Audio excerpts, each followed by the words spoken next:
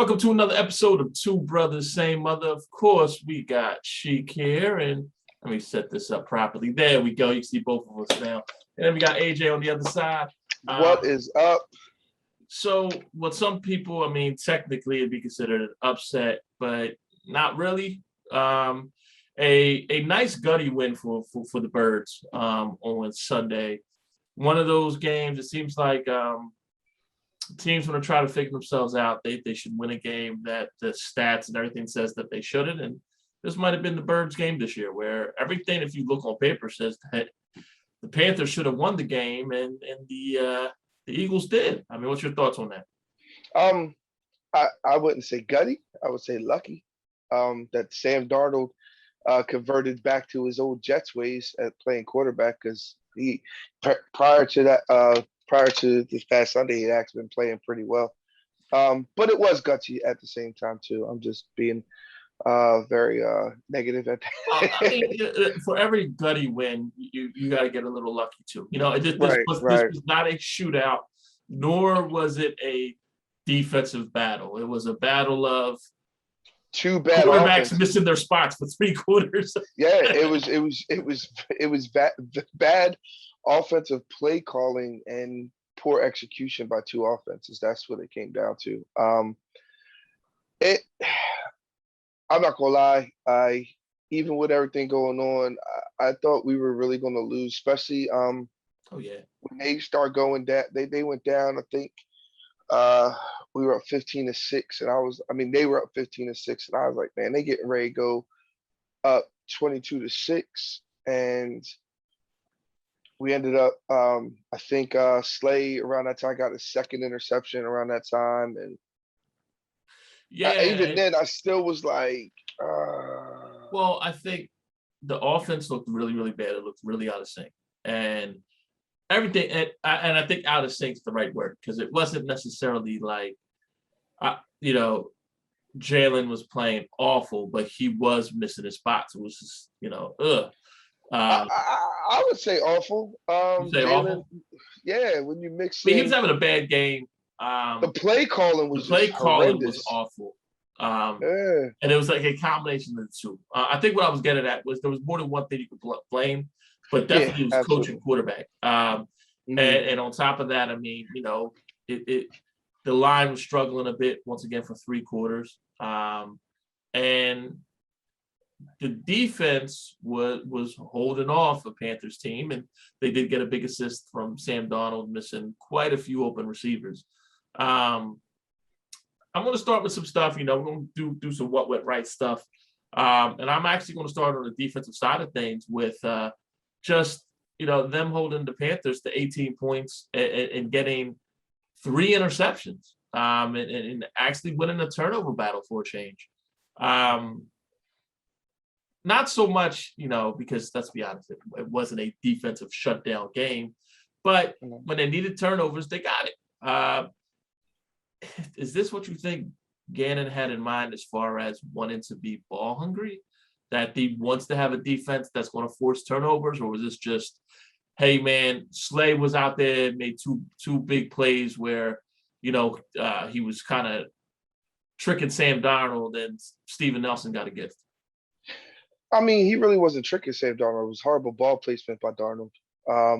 The ball where it was supposed to be at, especially the first interception. The interception should have been more inside. He threw it to the outside. It looked like a nice recovery though for Slay. I agree it wasn't a trick, but I thought it was no. What I mean was it was a good play on Slay, but what I'm saying is the ball placement by Darnold was bad. Should have been inside. Yes, agree. It should have been towards the inside, and it was doing outside, and he picked it. But great job by Slay catching it, right? So, and then not to knock it. I think he was almost forced. I don't think he wanted to. I think he was almost forced to switch his defense up, which he needed to.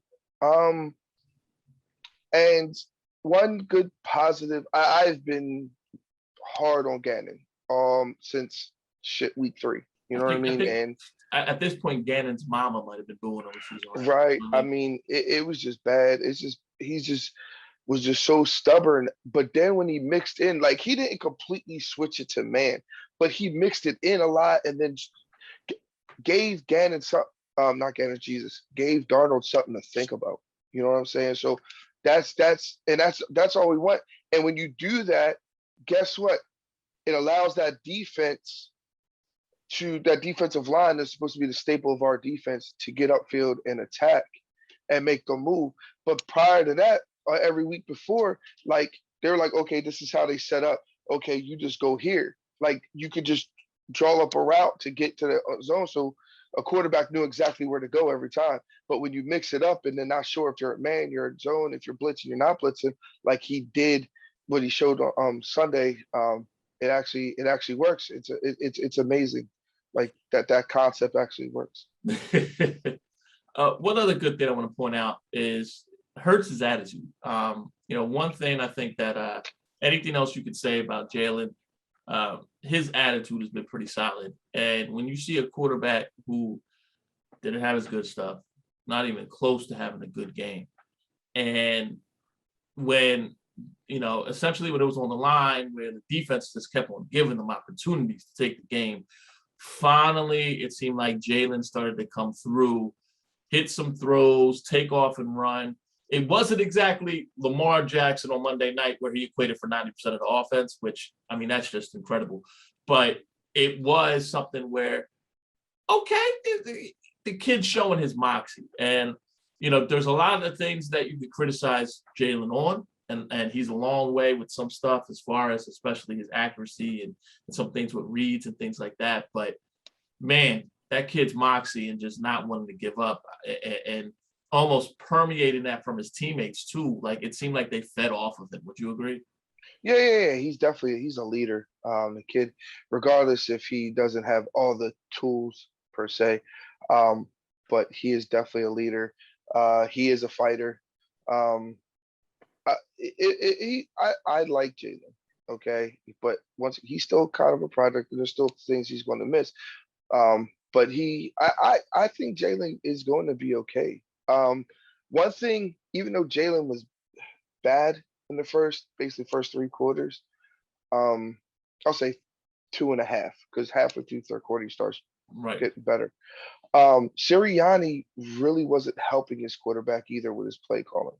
Yeah. So you get what I'm saying? So yeah, I mean, and I'm going to get it to kind of once again, even though it was a win, you kind of could pick at a lot of stuff that went wrong. But it was interesting. Jalen didn't really have his best statistical performance, whereas the Kansas City game, he had a great statistical performance. And this is where I feel like Jalen Hurts is your type of guy. You have a lot of players that are, unfortunately, your fantasy football guys. They would be a lot happier with taking that loss to KC because they had over 400 passing yards and the QB rating than having that win with Carolina, where on paper, and if you were watching, the defense bailed the offense out that game, which honestly, it's good to see that the defense could bail the offense out. I'd rather both put together a great game, but It happens. I mean, in the NFL, you know what I'm saying? It's just, I think as Eagles fans, we just nitpick everything. Like I was watching, prime example, I'll give you a perfect example. Lamar Jackson last night, right? One of the turning points was that he fumbled early. He fumbled in the first half, right at the goal line, right? Which gave them the ball, right? The Colts. Which could have cost, it was third quarter, I'm sorry, which could have cost the Ravens the game. Right. But yet he put together a great fourth quarter and was like pretty much unstoppable in the mid-third to fourth quarter. But if that was the Eagles game, all we would be bitching about is how he fumbled and how that almost cost us the game. Yeah, I mean, unfortunately, I'm just saying. Yeah. I mean, this city does focus on some negativity, and we're about to now. What went wrong? Real quick, we can go to what you want to add one more thing about what went right. Go ahead. Yeah, hold on. It's not what went right. It was kind of like it's almost like a flashback. What that game reminded me of was the 2003 game against the Giants. Yes, the Westbrook punt return. Yes. That's what it reminded me of a lot. Was like it was just horrendous play calling, but the defense just kind of kept us in it. And then we had a couple good plays, and then Westbrook broke it, and then kind of Where that's what that play reminded me of. Now, here's the thing: if we end up taking off the rest of the season like that, then because here's the thing: the season was still teeter-totter. We were very inconsistent earlier that year, and so if it takes off like that, that'd be phenomenal. I don't let's be expect that, clear, but that that would be 2003 phenomenal. defense was way better. Oh yeah. But I will Absolutely. say this: if Jalen is looking like a young Donovan with his leadership, he really is. And a lot of people forget young Donovan, pre that whole blow up with T.O., was an extremely strong leader and one of your top 5 field generals in the game. Yeah, absolutely. Yeah. Donovan does not get enough credit, but yeah. But as far as what went wrong, I'm gonna start on the offensive side. Bro, what the hell's up with Miles Sanders? Oh, you're going there with it. Just run with it, unlike Miles, run with it. I mean, I don't know if they just don't feel comfortable with his decision making. I just don't know. Well, I just how could you feel comfortable with his decision making when you're trying to run the clock out and he runs out of bounds twice? Yeah. But I think it's deeper than that. I've been one of them people that have been like, nah, there's no way that Lori and Roseman are like getting in the ear. But this is now two, like you said about 2 weeks ago, this is now two different head coaching and coaching staffs that have pretty much ignored Miles Sanders or underutilized him completely. And it's just like, what is that? You know what I'm saying? Like, and I just don't understand it. Early in the game, him doing certain things, it's just, and now you're going to come to a team Thursday night where even teams that like to run, don't run against this defense. So Miles may not even get a handoff this game. Well, let me ask you something. Just and for Miles Sanders got the ball twice during crunch time, which is something that they hadn't been doing. Miles during crunch time three times. Twice he ran out of bounds. The other one he did stay in bounds. Well, yeah. I mean, I was going to get to the out of bounds stuff though. Yeah, they gave him more than that, but twice where they were trusting them to hold on to the ball, not fumble, and to stay in bounds. Now, the one time he went out of bounds, you could argue, he got kind of pushed. He was too close to the sideline. He was trying to get some yardage and put the game away. Okay. But the second time, it was like, bro, like that was going nowhere. That's when you realize the clock is more important than the game. And the second, than what you were gaining yardage wise. And the second time, they pulled him. Yeah. And then they pulled him and said, you know what, Gainwell, we're going to put you in there. What I kind of want to ask, though, is that the sign of a player that, because I can't believe Miles Sanders isn't that smart. That is uncharacteristic of Penn State players like that. No, I don't think it was not being smart. I just think he was just caught up in the moment and just trying to, like you said, just break one and ice the game. And ice the game. And I also think maybe he wasn't aware how close he may have been to the sidelines. That's not smart. It's not smart. But I'm just saying, like, I think he was just trying to make a play and it was like, oh shit. Like, so it was a combination of him trying. I don't think he was just completely like you know what I mean? So well, this is my thought. Is there an argument to be made that this is management's fault? When I say management, coaching staff, because Miles Sanders has had so little opportunities that he's just trying to make the most of his 5-6 carries he gets a game. That could be it. I don't know. That also, I mean, not saying that, and I'm not going to make excuses for him because he is a professional and this is year 3 for Miles. Or year 4. It's year 3. Yeah. I mean, did anybody tell him, make sure you stay in bounds? I mean, I get it. I mean, sometimes you in a game, just like, oh, yeah. You know what I mean? I'm curious to know that too. To me, we could assume. I would assume that someone between Sirianni or Hurts said, hey, giving the ball to you, make sure you stay in bounds. But you know what they say about assumptions. So maybe right. Well, I mean, and I'll tell you what, if after the first time he went out of bounds, because Sirianni, he went out of bounds, I believe, on the Eagles sideline. If Sirianni didn't say, hey, but it's okay, but you know, or tell Hurts, yo, we're going to get the ball back. So tell him to make sure to stay in bounds. That's a horrible coaching job. Well, I don't think Sirianni was calling in the plays. He's not going to be doing that. That's why you saw the running backs coach chewing him a new one. But if you're calling the plays, if you're calling the plays, you're calling the plays to the quarterback. No. But what I'm saying is no. Sirianni does not talk to Hurts directly. It's the same thing that Doug used to do. Sirianni's calling the plays to offensive coordinator. The offensive coordinator is talking to Hurts, and so he's worried about that. That's why you saw the running backs coach, who is also kind of like what Deuce was, does the rotation with the running backs. You saw him in his ear like this, like heavy, and then you saw Gainwell out there. So so you know what I mean. One other thing I just want to touch on. He probably was like, "You wouldn't have did that shit if Deuce was here." Right. Straight to Detroit. The other thing I wanted to point out is just, you know, defense got some turnovers, and defense, you know, was doing a good job. The D-line was doing a good job with Darnold, but bro, they made Chuba Hubbard look like he was still at Oklahoma State. Chuba Hubbard got 100 yards, which a lot of people said, yo, Christian McCaffrey might have had 150 rushing and 150 receiving. I mean, that's a little absurd, but unfortunately slightly possible. I mean, Chuba Hubbard, the week before was doing this thing too. It's a backup running back in the NFL, man. He's just getting an opportunity. I mean, it's not like he's a backup to some bum ass dude. He's a backup to arguably the best playmaker running back in the league. So sometimes you just need that opportunity.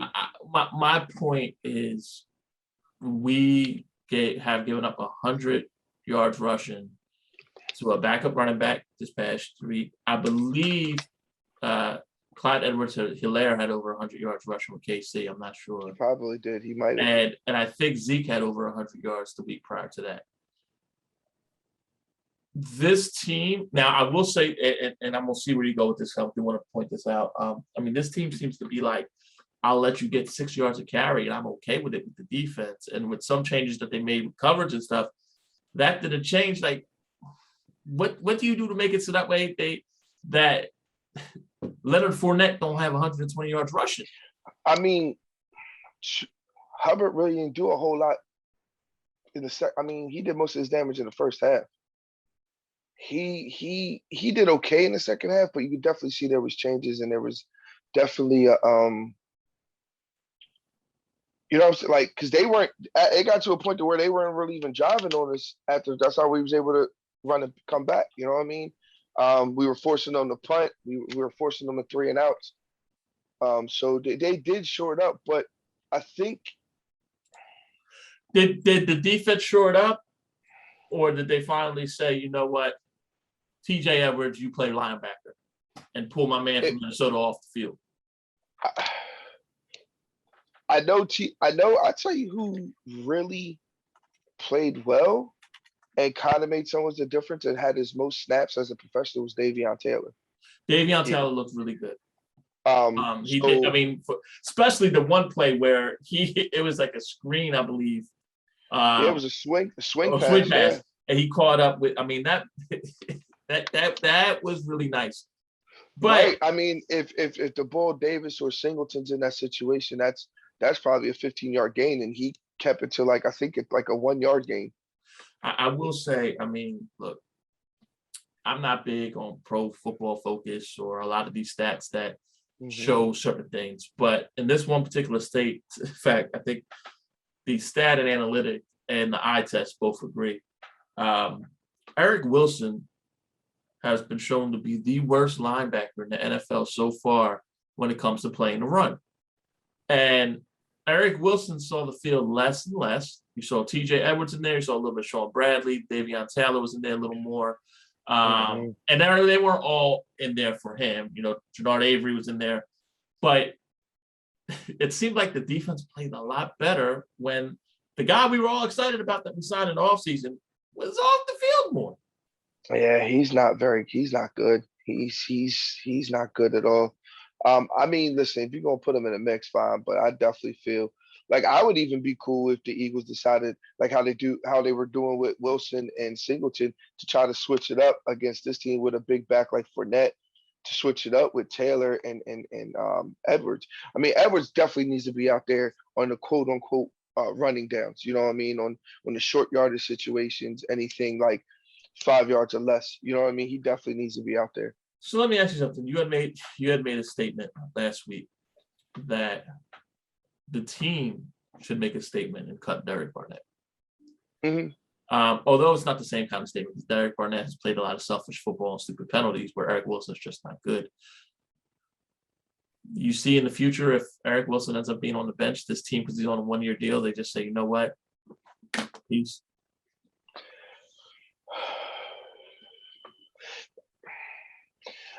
I could see that if Bradley and Taylor start to really show something and they could show, you know what I mean? Because listen, the Eagles' luck, and maybe they don't want to do this, is that they would cut Wilson, which I wouldn't even be mad at if they did, just to see what they got the younger guys, right? So, but if they did do that, I think we all had that thought, and I think the Eagles may have thought like that's when Davion Taylor would re-injure his calf or something, and then he Right, decides right. someplace else. So, I mean, just with us, being so, and then the simple fact with the injury to BG was so significant that you got somebody like Jannard Avery who's also playing both roles, linebacker and D end. So, all right, so let's go into our 5-pack of questions here. You ready to go? yes, sir. All right, so this week starts the season for the National Hockey League. I know you're not a big hockey fan. You like many Americans, hockey's probably fourth. I don't know if you consider hockey more exciting than baseball. You talk about out of four major sports. Okay, yeah, it's fourth. It's fourth. Yeah. Beyond, and I don't think you'd be this guy that would say Wayne Gretzky, but beyond Wayne Gretzky, who's your favorite hockey player of all time?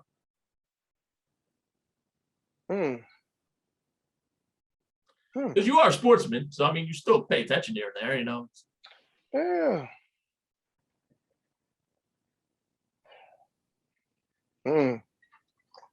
Wow. It doesn't have to be a Philadelphia Flyer. I mean, because yeah. I'm thinking.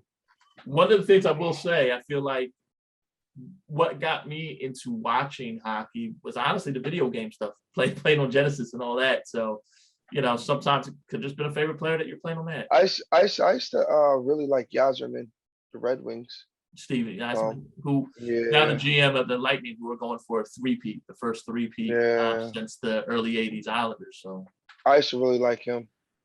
I was a big Rob Brind'Amour fan. Right. Flyers, the Flyers were really good in the '90s when and especially back in the '90s. I mean, you had 5-6 channels, if you didn't have cable. So it wasn't like you had Netflix and Hulu and all that stuff. So secretly, well, I don't have to say secretly now.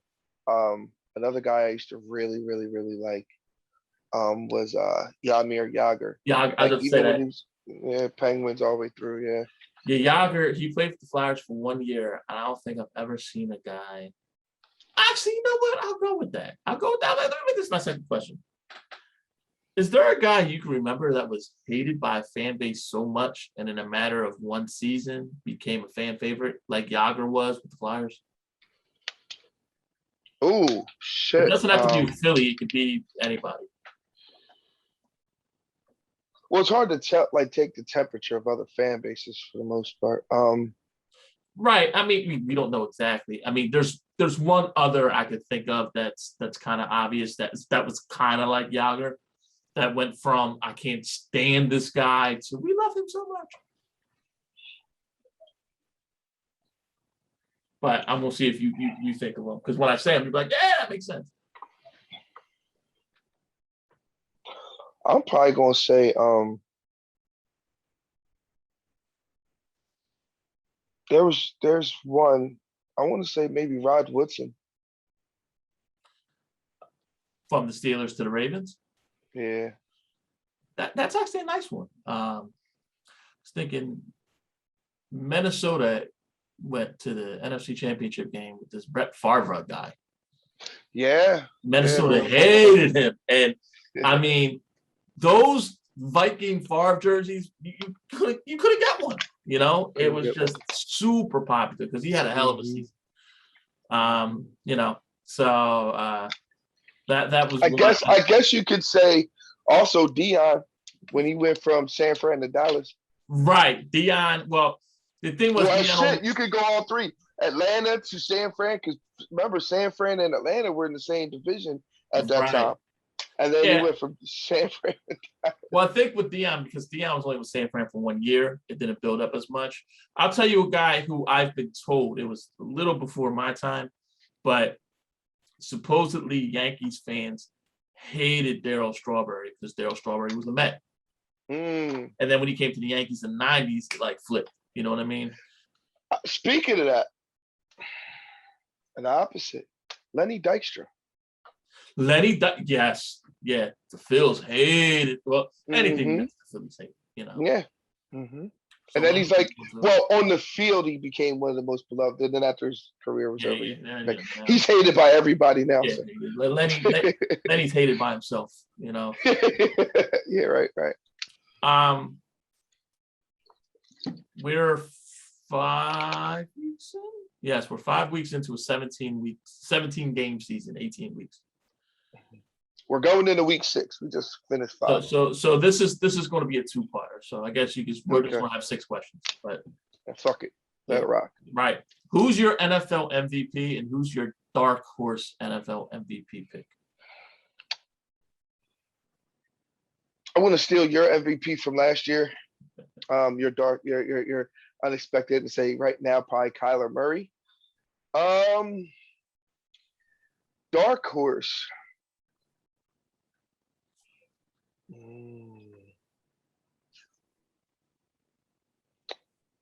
I don't know if he would really be considered a dark horse. When I say dark horse, there's about 2 or 3 favorites. One guy I have in mind is not really being talked about, and if you look at it, he definitely should be in the MVP conversation.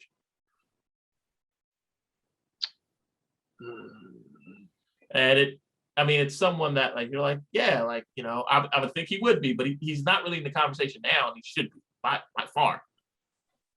I want to say right now, Kyler Murray's my MVP. I want to say Josh Allen probably be the other guy. Josh Allen's the favorite to be MVP right now. So. Oh shit! I didn't know. And I thought Dak was the favorite to be MVP. No, favorite for MVP. So to give you an idea, and I'm not looking at. I'm not going to go there. It's Josh Allen, Kyler Murray. I think Dak Prescott's third, and then there's still thoughts that Patrick Mahomes might turn out to be fourth. Nah, I would put Lamar over Patrick. Lamar was going to be my dark horse. People are talking about Lamar Jackson being a MVP candidate, and he definitely needs to be in the conversation. I'm sorry, fourth was not Patrick Mahomes. It was Aaron Rodgers. You want to know why? And I'll give you a perfect example why Lamar isn't being talked about. We've seen this from Lamar. Lamar has already won an MVP. We've seen this. This is kind of like with the Sixers. Yo, we've seen y'all have a great regular season. We've seen y'all beat somebody in the first round of the playoffs.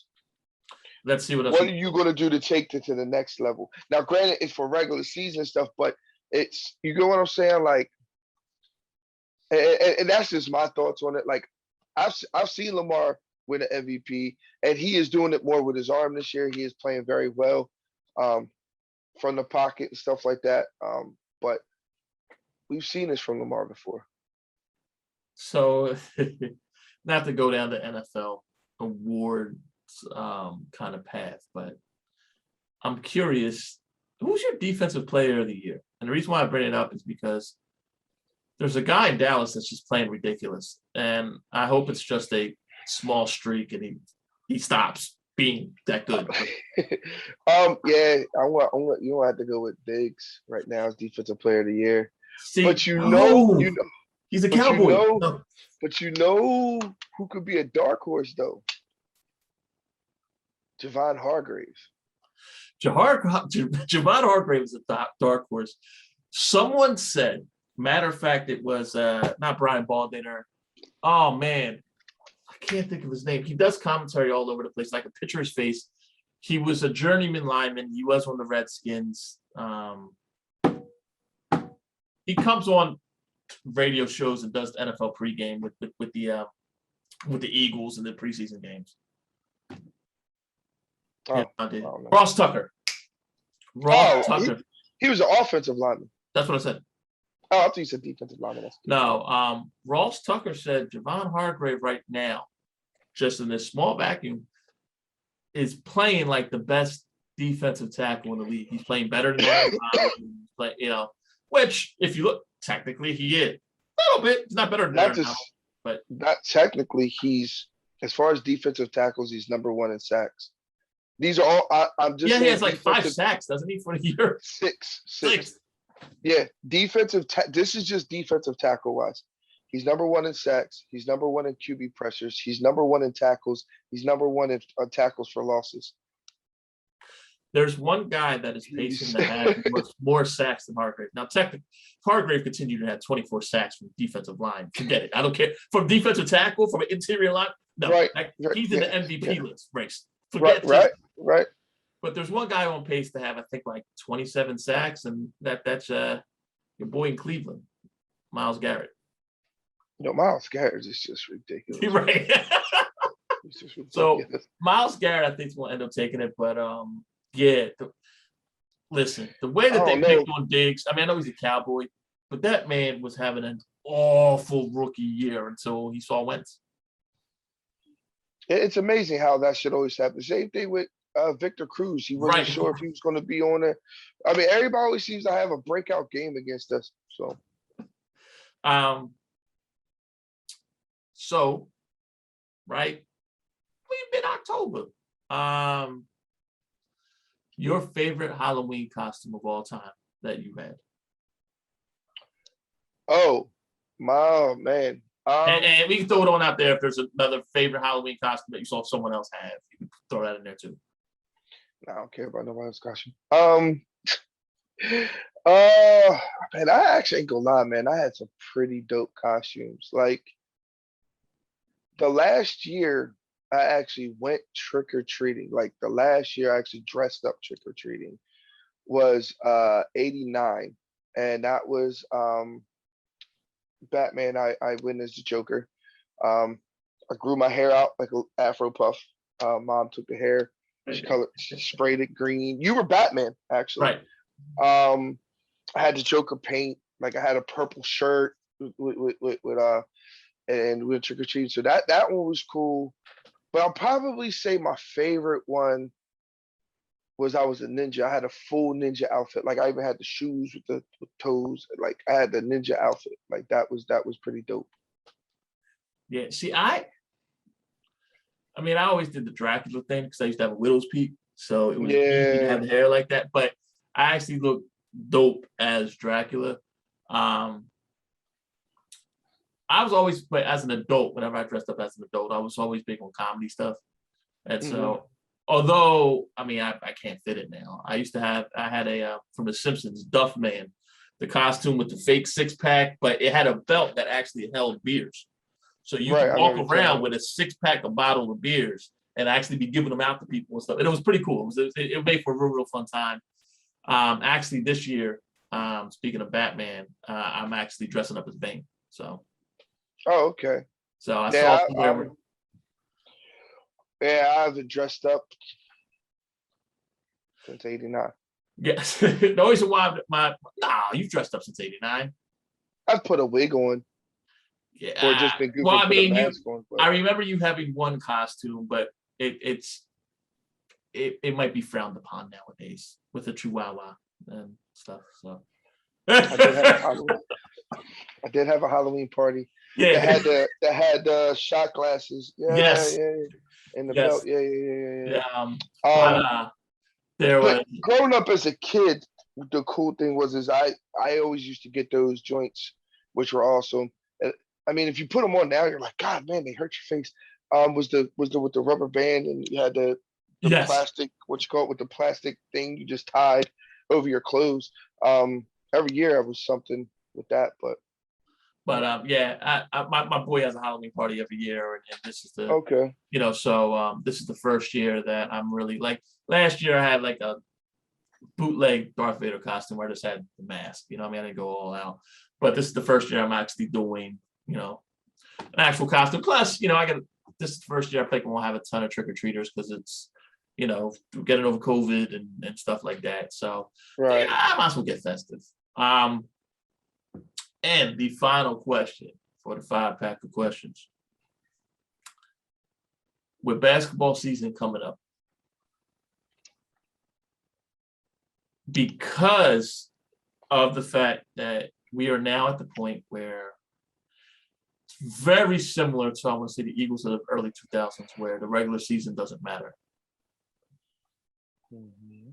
Are you even going to really, is that going to affect how you pay attention to NBA basketball in the regular season, just because the Sixers regular season really doesn't matter? The only way it would matter if they missed the playoffs entirely. I mean, nah, because to me, with everything going on with the Aussie, even though he's coming back, whatever, they didn't make any changes to me to push them to that next level. So right. Well, I'm not talking about the Sixers as much as we were talking. Yeah, I watch NBA basketball. NBA we were talking about the NBA basketball is starting to become very fun. Not quite like the 90s, but to where almost every team has somebody you're interested in watching. Even some. Yeah, absolutely. So, but the 90s, the Sixers were awful, but you watched everybody else. With the Sixers being good, but we're kind of like, once like you just said, man, we saw what you. I don't want to really hear about the Sixers to the Eastern Conference Finals. And if you're there, then I pay attention. And if you're not, well, you did what we thought.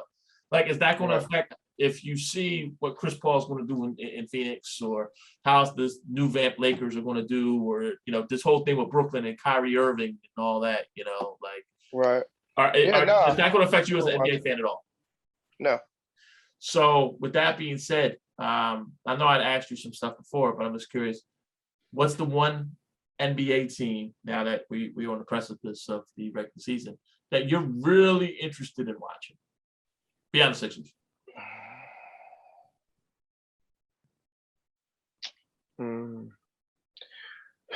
In a weird way, I still want to see. No, not still. In a weird way, I want to see the LA Cocoons, how they're going to do. So, no, Lakers. You remember the movie Cocoon with all the old people? That's why I call them the LA Cocoons. I didn't put it two and two together. I'm telling my age on that. I'm going to go the opposite. I want to see how these baby Bulls do, man. Because they started, they were just so far back in the standings and almost made the playoffs. But I kind of want to see with Zach LaVine and Nick Vukovic. And they look like they're going to be a fun young team. And we got a few fun young teams. Them, Memphis, Atlanta's still young. I like Atlanta's still very young. And that's what's kind of cool. Not to mention, this isn't a team but a player. As far as early season MVP, this guy is considered head and shoulders the favorite. If you had to, matter of fact, I'll put you out there. If I told you, tell me who you think Vegas or whoever does the betting thinks the favorite for NBA MVP is right now, who would it be? Kevin Durant, probably. Take the second guess. Huh? Take a second guess, because for years it would have been Kevin Durant. It would have been LeBron James, not LeBron James. Trae Young? Luka Doncic from the Mavs. And when I say like, you normally you know what? Yeah, I can see that. But like Luka Doncic is considered like every favorite. Like it's like even money, which is just unheard of for a preseason bet. And everybody else is like 10-1, 15-1. It's bananas. It was like betting on a Tyson fight back in the day. Yeah, Luka's like that though. All right, let's go to the NFL picks. Obviously, we're going to save the Thursday game for last. That's the Eagles. Yes. Dolphins at Jaguars, which looks like might be a battle of who gets a top 5 pick. Even though I will be cheering on for the Jags for 2 reasons. One, for the worse the Miami is, the better our pick is that we're getting from them. And number 2 is feel bad for my buddy Lonnie. So I feel bad for London. This is the second game London gets. They got the Falcons and Jets, and they get the Jags and the Dolphins. Good gracious. But I'm gonna go. So with that, I'm voting with my heart, and hopefully they grinded hard enough this week, pun intended. And I'm gonna say Jacksonville with an upset, 20-24. I say Jacksonville's going to win. I have it 27-21. And I say that there's going to be a knock on John Gruden's door. That's going to be a huge gift from Urban Meyer saying, thank you for getting everyone to forget about me. We'll talk about that in a minute with John Gruden and his emails from 10 years ago. Hey, I wonder if there's a chance anybody could go through some Howie's emails. So we can figure out if he likes chocolate or vanilla better. That's got to be the most boring guy. What? That he lies to everybody? What are you going to find out? Howie would be the last person I would expect to say something offensive. I mean, John Gruden, Mr. 2Y Banana. No, but John Gruden has said some things in the past, even like in the 90s and stuff, that showed that he had an attitude on him. You know what I mean? Like, there was nothing that said that he would have been racist or whatever, but you could see Gruden saying some stuff that wouldn't be PC. Right.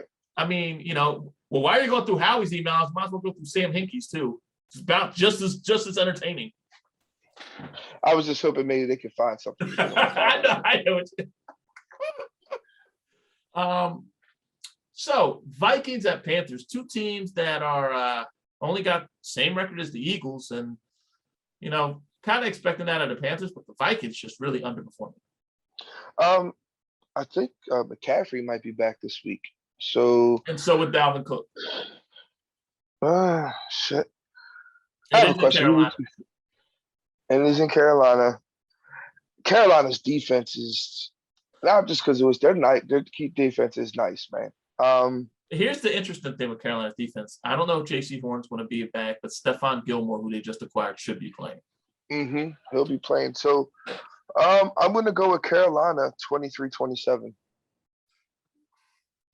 I want to go with Carolina, but I feel like, speaking of things we saw before, I felt this way about Carolina and Matt Rule and all them early in the season, and then it seemed like in the middle of the season they nosedive, and I think this continues. I think Kirk Cousins, no pressure Cousins, when they win a game and they expect them to go on a winning streak, he sucks. And then when they lose a game and they think that they're done, he plays well. So we're back to Kirk playing well, and I think the Vikings win 31-24. You said the Vikings? Yes. Oh, I thought you were going Carolina. No. Might be the game of the week. The Bolts, the Chargers go into Baltimore to play those cardiac Ravens. The Chargers having a crazy week in the NFL in general. The Chargers having a comeback that just makes no statistical sense against the Browns, where both teams scored 40 points. I'm going to go with the Chargers over Baltimore.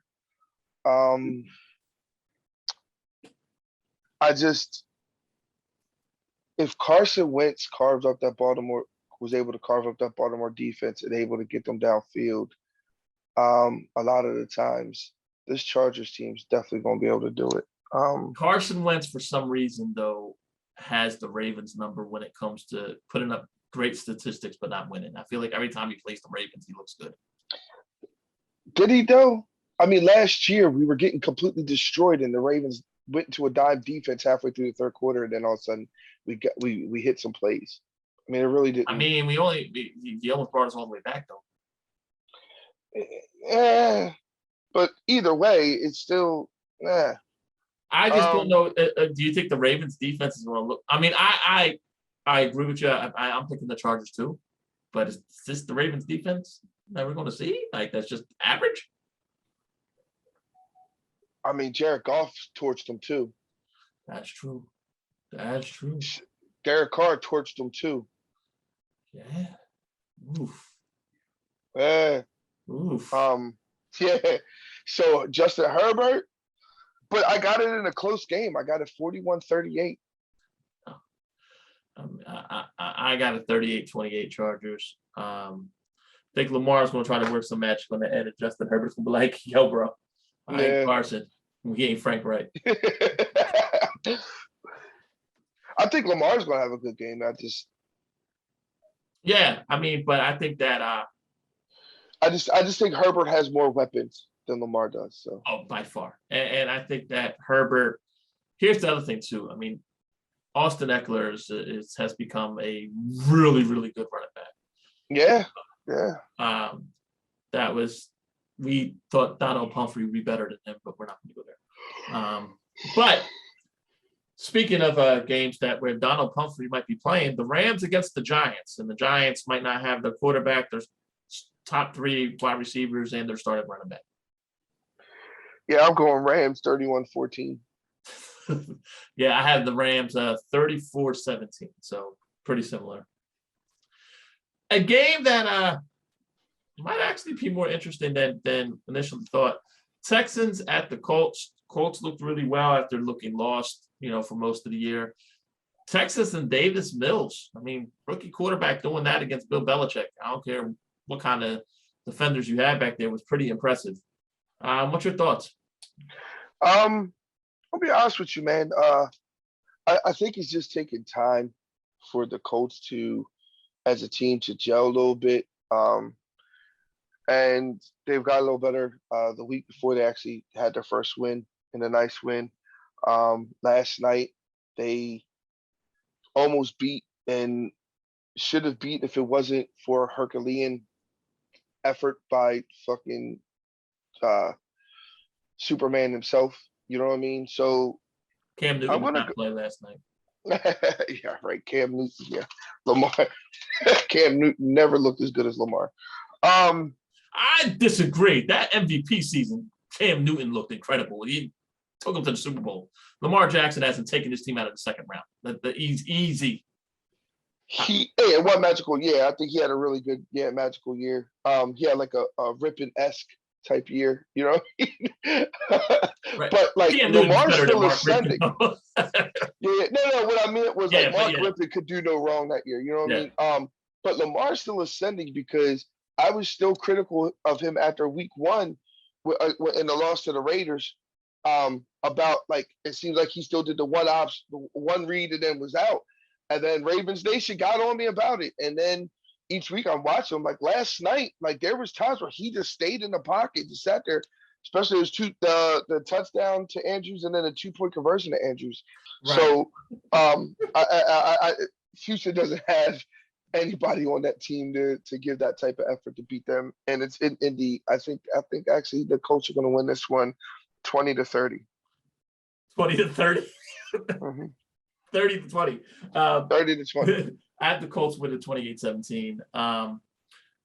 Team that has given up almost 8 yards a carry, and yet we didn't run against them. The Kansas City Chiefs playing in Washington against the Washington football team. Speaking of Herculean efforts, that's what Patrick Mahomes, I think, is going to have. Patrick Mahomes is going to have to do his best Russell Wilson impersonation, where he's going to have to win games by himself.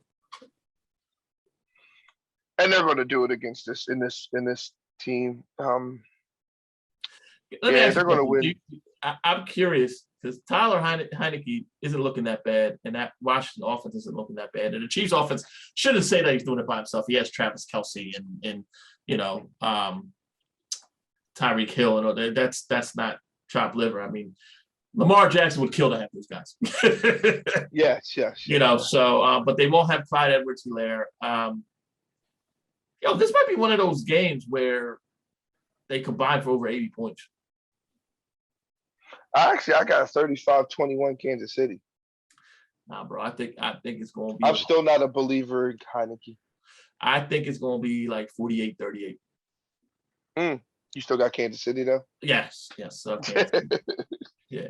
Okay. Anytime you want to count out Andy Reid, he'd be like, "Oh, y'all forgot, huh?" Right.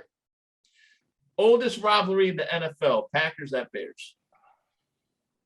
I'm going Green Bay 33-24. I mean, not Bears, sorry, Green Bay 33-24.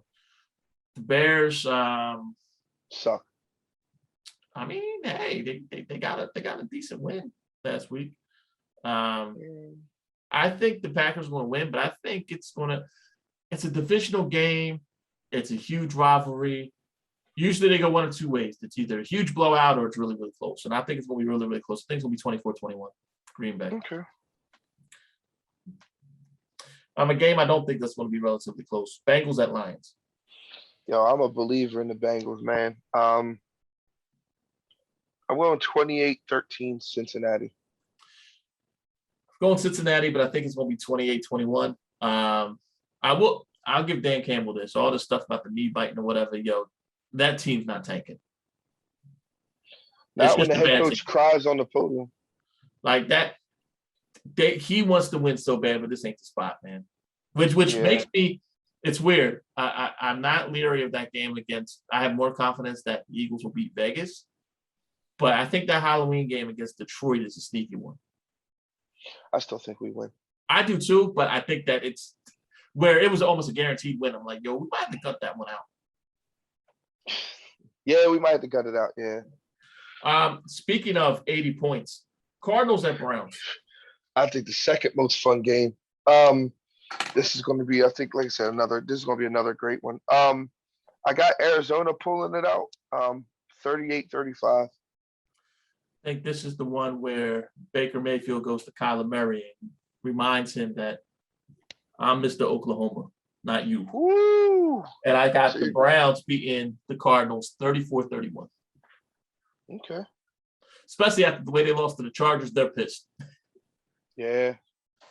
Then we got to watch the Cowboys beat up on the Patriots. Yeah, 34-21. We can move on from that. Yeah. I actually have the Cowboys 31-21. The Las Vegas, no longer John Gruden's against the Denver Broncos in Denver. I know they got a lot of good coaches and all that stuff. I mean, for me, I got Denver bouncing back, and especially since Denver's getting healthier and winning this one 24-20. In a game that Las Vegas probably should win. I don't know what your thoughts are on it. Yeah, I got Denver winning 27-21. Just too much stuff going on right now in with the Raiders, and even before all this Gruden stuff, the Raiders started becoming what is it? They turned into a pumpkin. Midnight struck early in the season on them. So. Right. You know, though Derek Carr looked like, oh my God, he's finally putting it all together to what the hell happened. Like he's looking for his notes. And oh man, Sunday night.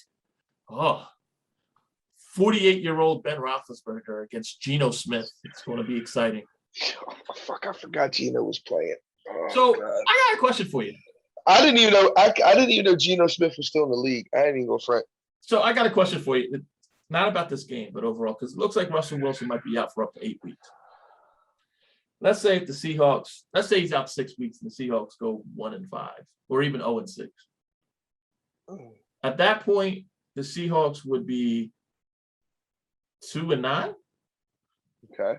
And there's been talks about, Russell and the Seahawks aren't seeing eye to eye. I'm not saying he's going to ask for a trade or anything, but if you're 2-9 in the same division as the Cardinals, the Rams, and we'll see if the Niners can put it together with all the stuff with Trey Lance. The Niners have a bye week this week, which is really early, and surprisingly, they really need it. So it's a shame, but is there a possibility that they shut down Russell Wilson and the Seahawks end up with a top 5 pick?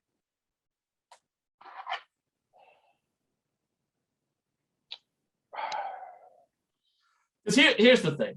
To me, here's my and I want to say no. Here's my thing, because it's a 17-game season and 7 teams make the playoffs, not 6. You're going to have an 8 and 9 team make a wild card. But I'm not saying, but if you're 2-9, if you're 2-9 when you come back, I mean, I guess to me, I just and I don't know. Try to take the chance to see if you could run off 6 straight. You know what I mean? I don't know. I just, I mean, nobody in that organization is worried about their job, right? Pete Carroll's not worried about his job. No. Russell Wilson's not worried about his job. Like, I mean, I personally think they're not going to go 2-9, but I because mean, I think they're going to beat Pittsburgh this week. you think Geno Smith and them don't want to beat? Okay. And the Geno didn't look awful, you know. I think Pittsburgh. I'm bullshitting. I'm bullshitting. Oh. I forgot Russell Wilson was hurt. I did have Seattle, so I'm changing my pick because, like I said, I forgot Geno Smith was still league. So I'm going Pittsburgh, but I'm still going to keep the same score. I'm going Pittsburgh 28-24. I got Pittsburgh winning too. I got Pittsburgh winning 24-16. Rare that you see a 16 on the scoreboard. But to give you an idea, Seahawks play the Steelers, then play the Saints on Monday night. Then they play the Jaguars, which, you know, that's a dub. That's a dub. Jaguars are looking better and better every week. Yeah. Then they play the Packers, the Cardinals, and then they play the Washington football team. So it's not like a murderless row schedule. They still have the Texans on their schedule. They still have the Lions on their schedule. They still have the Bears on their schedule. But it was something that, you know, I kind of heard about, and I'm like, I don't think that, you know, the Seahawks are going to end up with the worst record in the league. I mean, I can't imagine that they're going to have a better record than the Lions or the Jags or possibly the Dolphins, depending on what Tua does, or even us. You know, I just don't see that team. I think that team's still going to get 5 wins at least. But just something to think about if Russell might be like, yo, guys, it's Thanksgiving. Like, we're out of the playoffs. Y'all really want me to play? Right. And then Monday night, Bills and Titans, which I try to think about it. I can't see how the Bills don't win by 17 points. I got the Bills 38-27. Yeah, see, I got the Bills 34-17. Like, the Titans are still hurt, and Josh Allen's just playing out of his mind. I mean, that defense, listen, man, they right now, they have to be the favorites. And to be honest with you, I mean, you gotta right now the favorite. You would have to think the favorite Super Bowl if anybody was picking would probably be Buffalo, Tampa Bay, right? Right now. No, I hate to say it. The favorite, if you're going by it, is Buffalo, Dallas. So, but just because Tampa Bay's defense, Dallas right now, the past couple weeks with the Eagles and what they did against the Panthers, and they rolling. Listen, man, they're rolling. They are rolling, and they're going to roll right into the playoffs and then lose. It would not surprise me to see Dallas with either the top seed or the second seed. And then lose. What's that? And then lose. Right. Well, we'll see. Once again, for decades we've seen Dallas get off to a fast start and take. So we'll see. You know, they're fixing that defense looks to be fixed right now. Then again, they did play Jalen Hurts, Sam Darnold, and Daniel Jones. Let's see. You know, so, you know, and they're going to play Mac Jones now. But let's see how Dallas does when they have to play some higher competition. And that's where the big thing is. Let's see how they do against, you know, I understand the Chiefs defense is awful, but are they going to be able to handle the pressure with Mahomes? How they do against the Chargers? I ain't gonna lie. Like, I think the Chiefs are on their way down.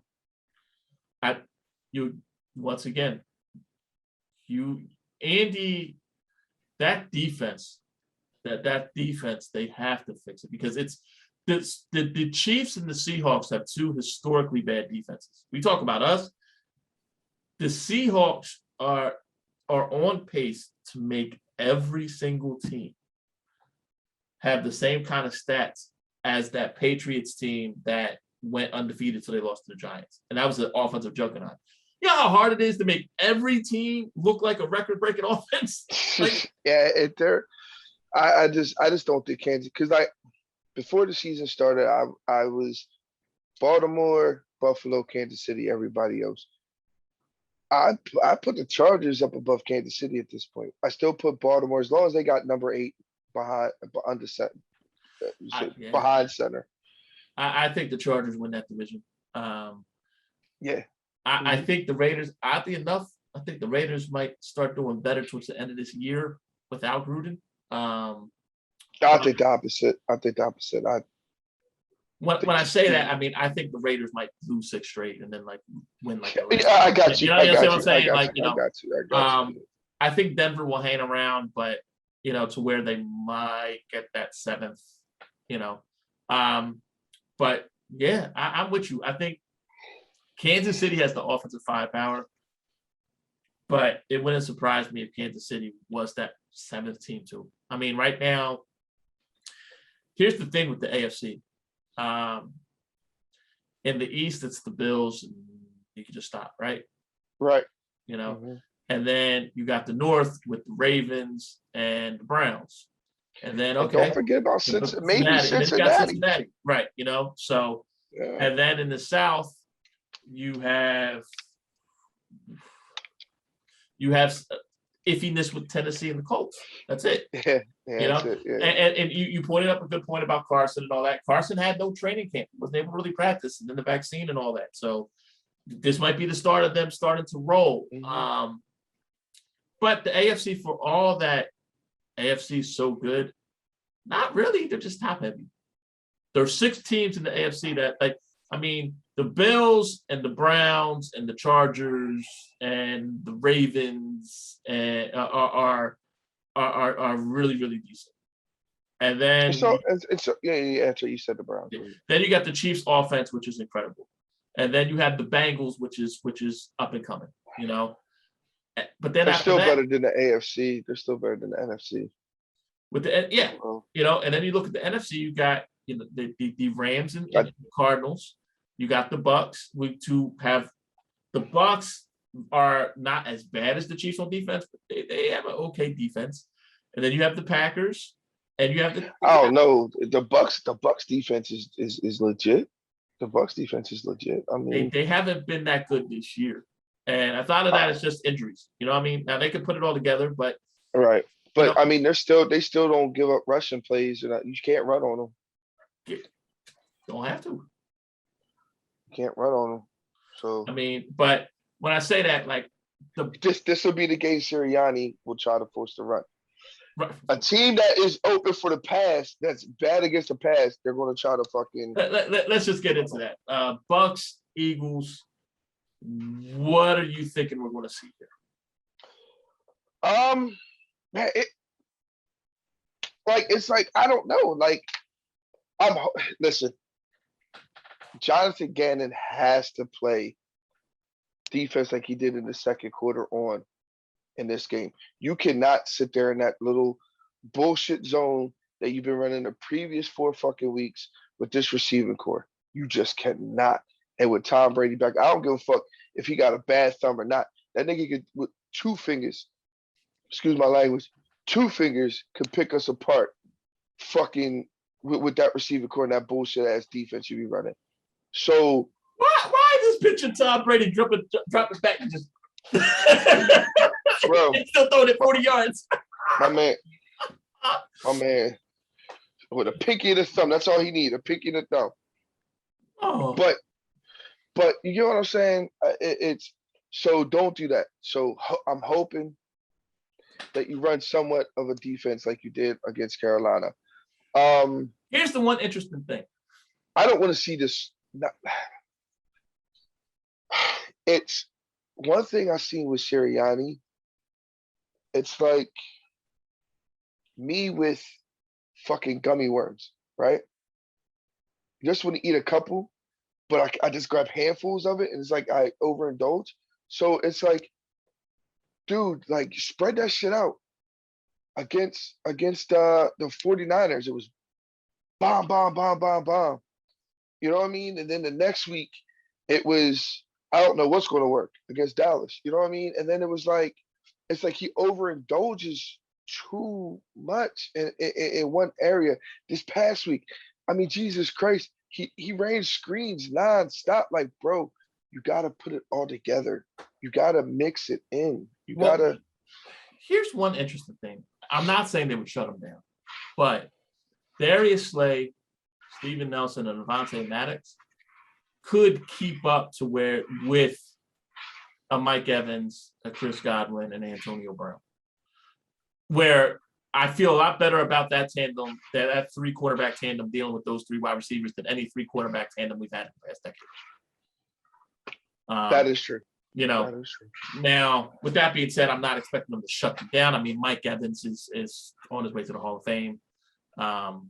Hate to say it, I can't stand the guy, but Antonio Brown's putting up numbers where he might be heading to Canton too if he keeps it up. And Chris Godwin is no joke either. He's probably number 1 on half the teams. I think he has the most catches and receiving yards after a certain amount of games. Antonio Brown, right? Yeah, in NFL history, and he took it off for a year. Right. Well, Antonio Brown didn't take off for a year. Le'Veon Bell did. I could have sworn Antonio Brown took off didn't play for a year because remember he got suspended. Like he got he thrown played out for of the Patriots Pittsburgh. for a little bit, and then he got suspended. Then he got cut. So he played a couple games, but yeah. Right. But overall, for a year, he really wasn't. Yeah. Right. The interesting thing here is that 2 things. One, when a defense is bad, the Eagles put up points.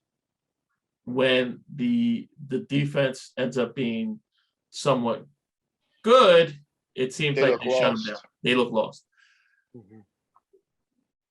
Eagles defense has looked good against Sam Darnold, has looked good against a Matt Ryan team that panicked, and looked relatively decent against Jimmy G, and got lit up by Dak Prescott and Patrick Mahomes. Mm-hmm. What the hell do you think Tom Brady's going to do to them? But it's all a matter of a change of scheme, right? So the one thing I would say I feel confident in, that this is going to be a high-scoring game. I'd be highly surprised if this game's 21-18. Yeah, I think I got the Bucs winning, but I think it's going to be 35-31. Like I think the Eagles are going to be real close, and it's going to be really exciting. I don't see Jalen Hurts laying another egg in prime time. I got Tampa Bay winning. I'm not as confident as you. I got us losing 41-24. So now is that I guess there's no way you could put it. 41, that's very similar to the Dallas game. Yeah. Yes. See, I don't know. I don't want it to be that. I would be back to being very concerned if on this defense we only put up 24 points and one of those touchdowns was a garbage touchdown. I don't think it'll be a garbage touchdown. I think it's going to look close, but then things are kind of almost snowball. Okay. You can score on this D. It's just that you're not going to outdo Brady. I mean, if they go in with a game plan that this is going to be a shootout and we're going to outdo Brady, someone needs to be fired. I don't know if it's Sirianni. Someone needs to be fired after that. You don't outdo Brady. No. I was a witness when arguably one of the top 5 coaches in NFL history, when he was still here, tried to outdo Brady with Vince Young. That was fucking stupid. But yeah, so here's hoping the Eagles shock the world. I personally think it's going to be a lot closer. It's weird. I think that I see it being somewhat similar to the Kansas City game as opposed to the Dallas game. But we'll see. Here's hoping we're both wrong and the Eagles win.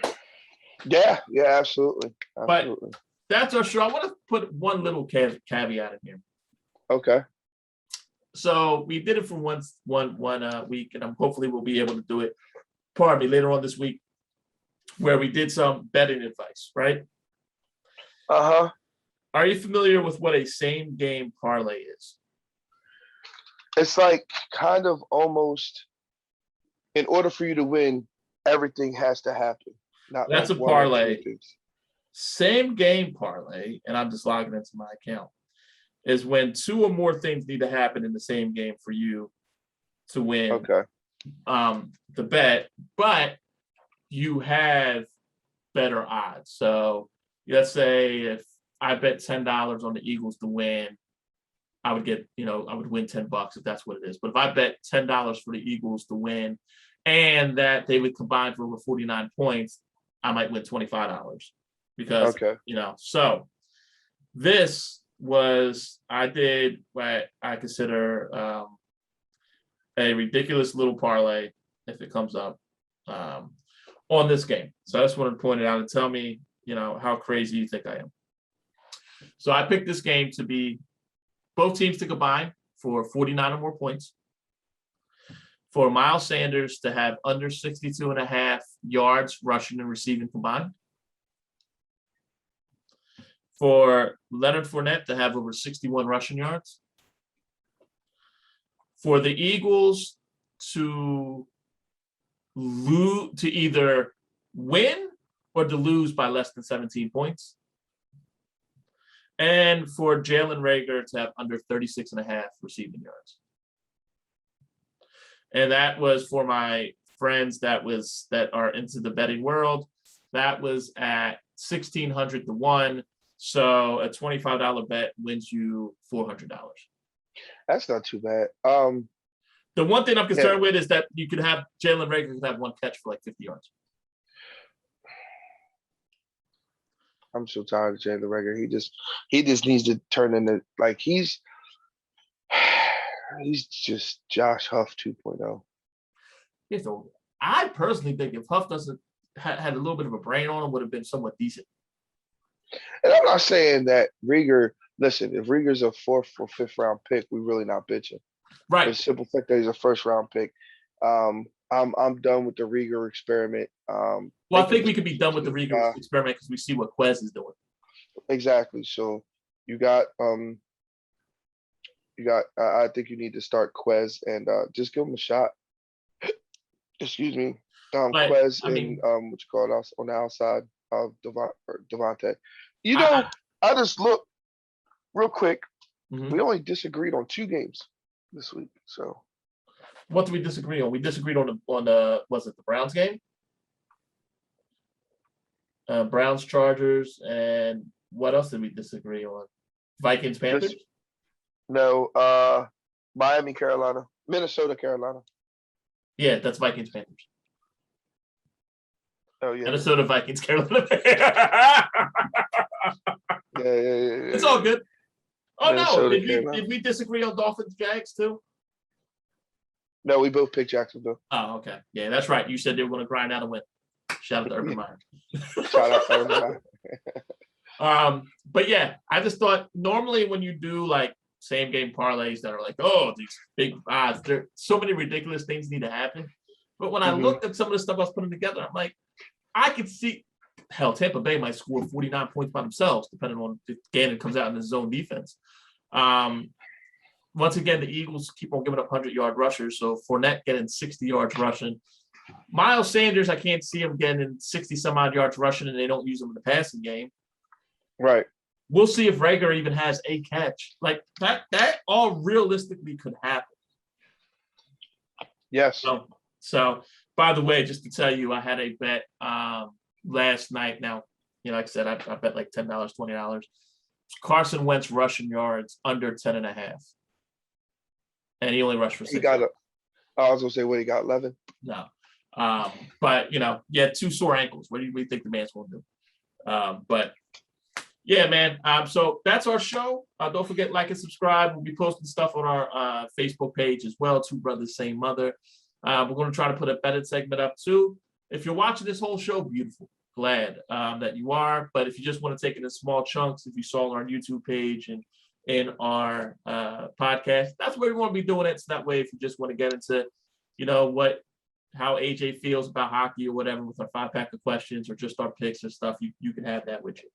So that's the way we're going to be doing it going forward. That way, you don't have to listen for an hour and a half all the time. Even though we're great, we're awesome. You probably should listen to us for an hour and a half, but that's a whole other story. 2 hours. Any other parting words, AJ? Nah, just careful what you put in emails. Yeah. And with that being said, be careful what you say out loud in public too. Cameras are everywhere. So, because you might get a job and someone might say, yo, no, in 2002, you said da da da da da. For real. So, peace out, y'all. Be safe. Peace. BPT. Have a good one.